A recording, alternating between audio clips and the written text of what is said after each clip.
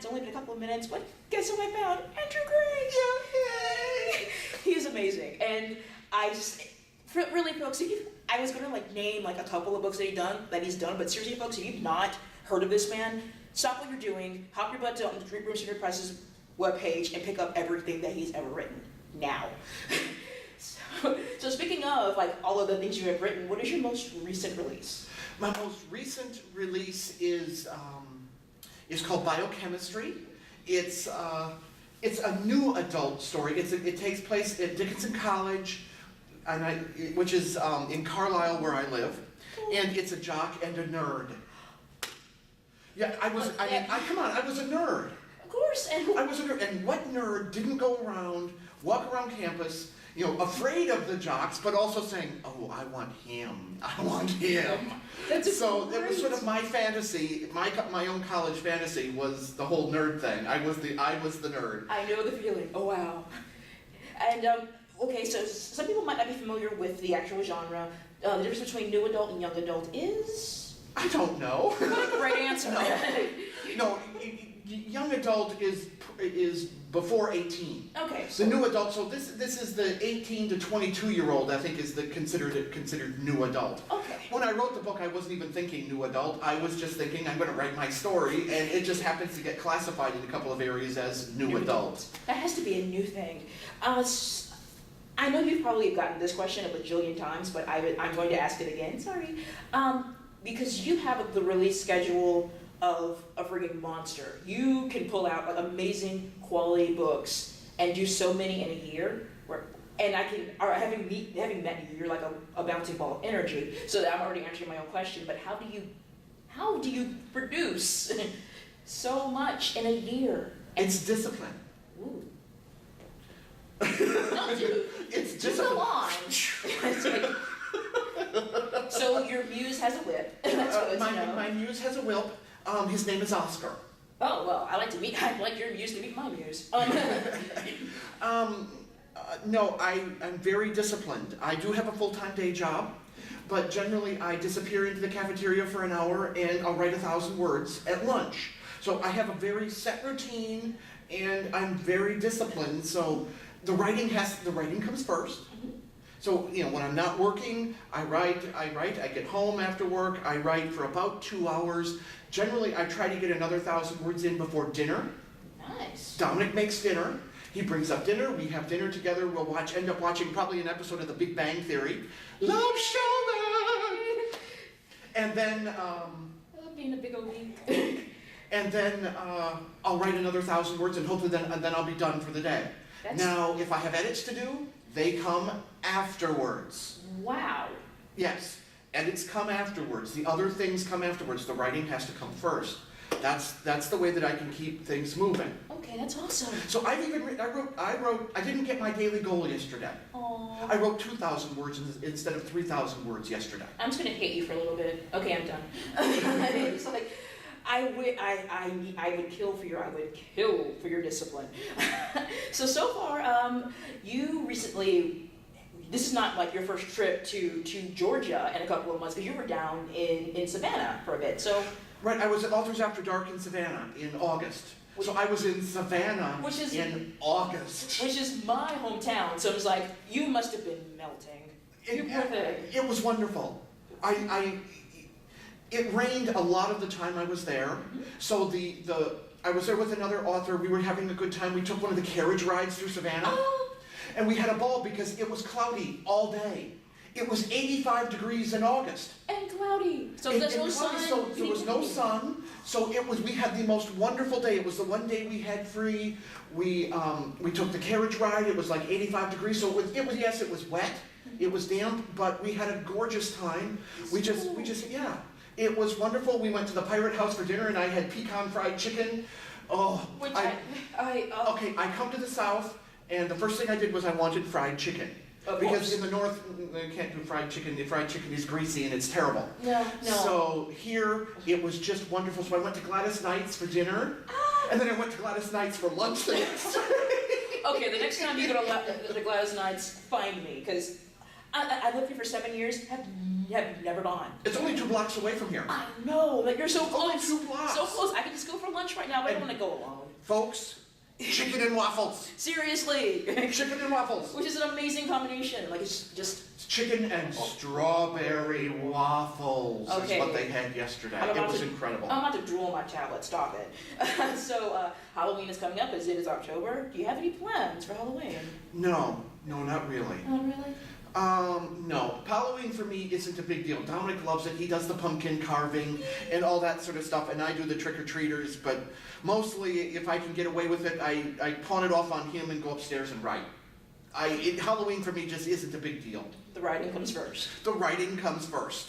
And it's always a matter of time. So I can sit around and do nothing but hand out candy to the kids or foist it off on Dominic, go upstairs and finish up the writing so that when he's done, I'm done and we can spend some time together. Aww.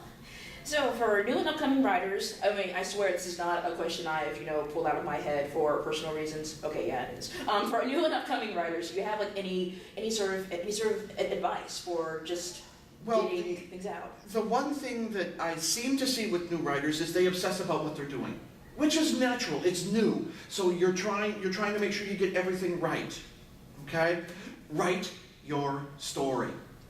Don't go back and try to fix that. Oh, I changed this, and so I need to change that. Don't go back and edit. Make a note of it, but keep going.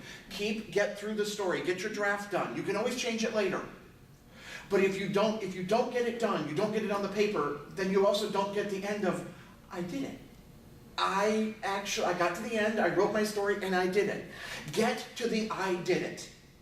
Then you can go back. With my first story, I rewrote 4 times.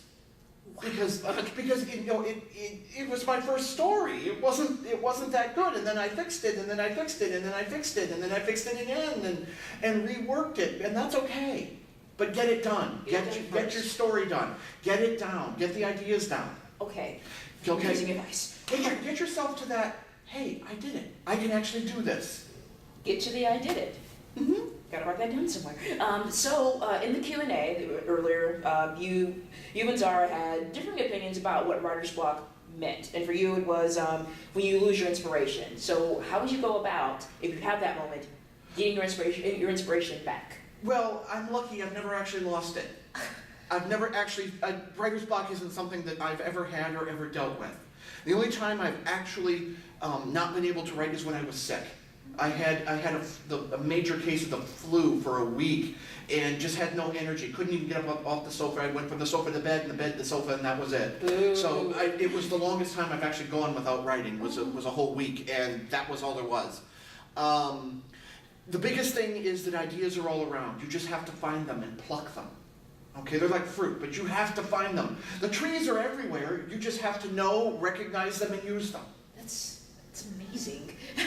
NPR is a great source of ideas because they have great NPR. Stories, and they deal, since they're contemporary, they're current, but they also deal with the story in a way that's longer than the 5-second bite on the news.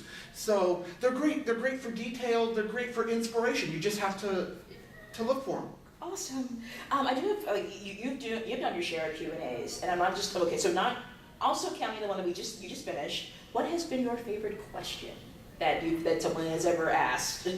Oh wow! I'm very proud of myself at this point, guys. I don't know because I get asked all kinds of great questions, but to be honest, I often get asked the same question over and over and over again. So an original question is really good. Any original question. So it's sort of hard because I've heard a lot of the questions the same time. That must make it easy to answer though. They do. I mean but I guess the most original question is the one about the question I guess I like the most are the ones where they ask about Dominic and me. Because who doesn't love to talk about themselves a little bit? But there's also there's some of myself in every book. Which you talk about in the Q&A, which is like amazing. You being able to walk across the street to your college. I'm like, wow, because I was reading Love Is, and my brain just went, okay, suspending disbelief. oh, but that actually happened. Now I love this book even more. Yeah, because it is real. There isn't suspension. I'm not asking people in those books to suspend disbelief because I've lived a lot of what's happened in those books. Sometimes life is bigger than art. Yes. So sometimes the things that you're suspending a little bit of disbelief, those are the times it's probably imitating life as opposed to what you think is the suspension of disbelief. Cool. And that's really cool. I'm going to have to start going through the series again with that new realization. Because the farm really exists. The college across the street really exists. The house that's kitty corner that Joey lived in really exists. That was the house I grew up in. If you Google it and do Google Maps, you can see that entire area is basically how I described it, although the farm is much bigger. In my stories, it's much bigger. There's a lot more land. There's a lot more to it because of the work that Jeff's father and then Jeff have done with it, so it's gotten bigger and everything else. And there's so many people in it. and there's so many people, although the people are starting to move on now. Which is good. Joey and Robbie have left. They're not living there anymore. They've got their own place now in the story I'm working on. So they're moving on. The characters need to move on, and we need to bring in new characters. Yay! Speaking of Robbie, who by the way is one of my favorite characters. Yeah, he's this adorable Southern belle who's talented and just. And speaking of Robbie, you do not flinch away from writing characters with a disability, with mental issues, and I admire that. But when you're writing, how do you keep that realism, that realness?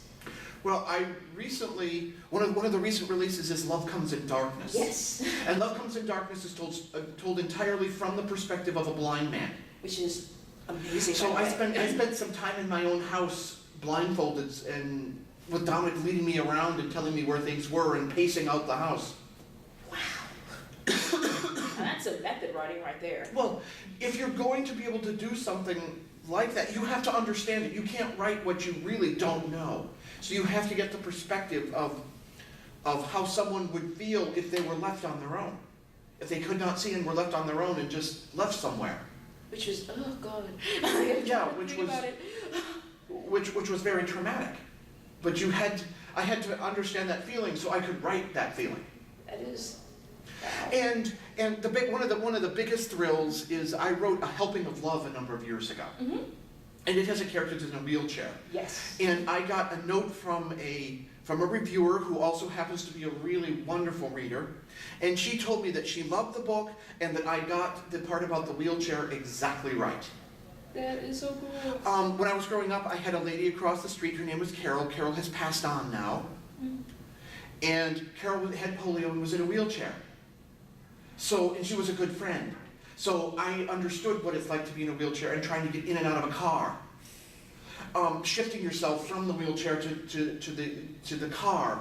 And she was also a school teacher. So I used to go into her class every year and help her set up the class in September before the kids got there because she couldn't reach about this. Yeah.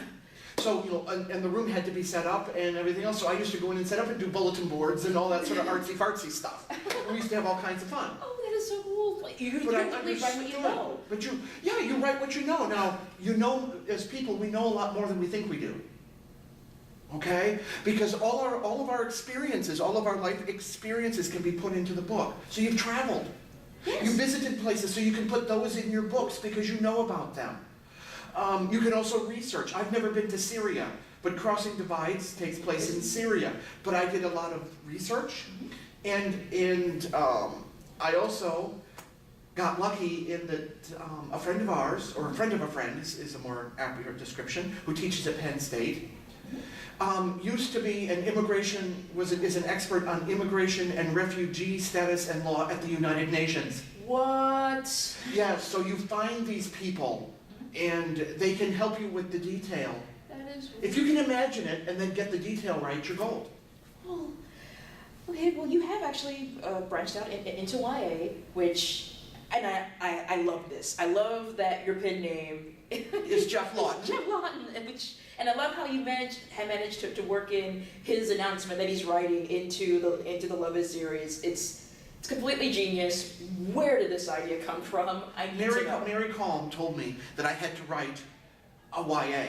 And she even told me that it needed to be, you have to write a YA and it's got to have an Amish character and it's got to have a non-Amish character and it's got to be set where the other ones are set. She gave me this whole list of things that she wanted.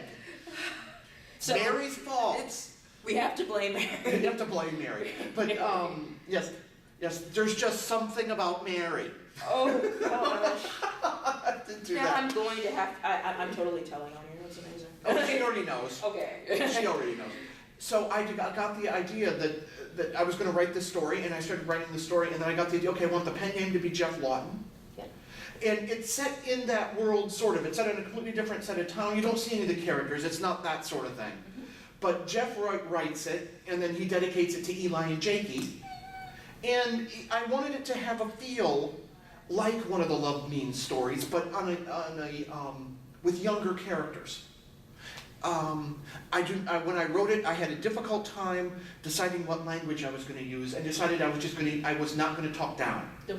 So I just wrote it as though I was writing it just with the younger characters. Mm-hmm. And it's been wonderfully received. Oh, good. It was one of the hardest books I've ever had to write. How do you give 18-year-old kids who have gone through a great deal to be together a happy ever after, or at least a happy for now? How do you give an Amish kid and a non-Amish kid with these very different worlds, with kids that have very little control over their world, a happy for now, at least? Yeah. It was very difficult. Heck, how do you get them to meet? Because they're in two different worlds. I mean, that's something. That's why they meet by the creek. That's where the title comes from, because that's the neutral ground, that's the swimming hole. That's where he can go, and that's where the Amish kids go. So that's where they meet. They meet by the creek, so that's the neutral ground. Note to self, pick up this book. And note to everyone, because again, thank you so much for your time. That was literally my last question. Folks, seriously, I'll say it again. If you have not read anything by this man, stop what you're doing, pick it up. Biochemistry has been recently released. And Taken comes out the 28th. And this is why you guys should be at GRL, because tomorrow we're getting a sneak peek at the cover art for Taken. No, we're getting a sneak peek of the cover art for Inside Out. And one of J.P. Barnaby's friends, one of her friends is the cover model. I am taking a picture. He is stunning. Oh, I can't wait to see that. He's stunning, and so we're doing the cover reveal is tomorrow, and Taken comes out on October 28th. Get it? Yes. It's the follow-up to Stranded, and Roman's in Central Park waiting to get married, and his lover Malik doesn't show up. He thinks he's been left at the altar, but Malik has really been taken. There you have it, folks. There you have it. Again, thank you so much for your time. You've been so awesome. Oh, I'm giving a hug. Yay! Don't get stuck on my fluff. It will reach out like tentacles and it will eat you. And I'm on this side, but this is what I'm warning about. So I hope you continue to have a great time at GRL. I'm really, honestly, about the whole, if you go back to chicken and waffles, find me. Oh yeah, I really want to go back for chicken and waffles. I really want to go back for one more time before I live in central Pennsylvania, and it's a food desert. I live in Minnesota, so... Okay, well, it's central Pennsylvania, where gravy is a drink and sugar is a spice. Yeah, exactly. So I really love when I travel and get to eat really great food. So if you're in Atlanta, go to Gladys Knight's for chicken and waffles. That is actually, swear up and down, the name of the place. So Yep, you guys... It is the Gladys Knight. Yes. And so when you walk in, the videos are of Gladys Knight in the pits, and the music is playing, and it's just wonderful, and the waiters are really, really cute. Most importantly, very cute. Let's not forget, the waiters are really, really cute. So thank you so much, you guys. I hope to catch you later as soon as I can hunt down another author. Okay, fine, we've prearranged these, so there's no hunting. But you don't even know that. Not much. Not much. So I am going to let you go back to being awesome and wonderful, and I hope to see you around. Yeah, I hope to see you around. I want another hug, yay!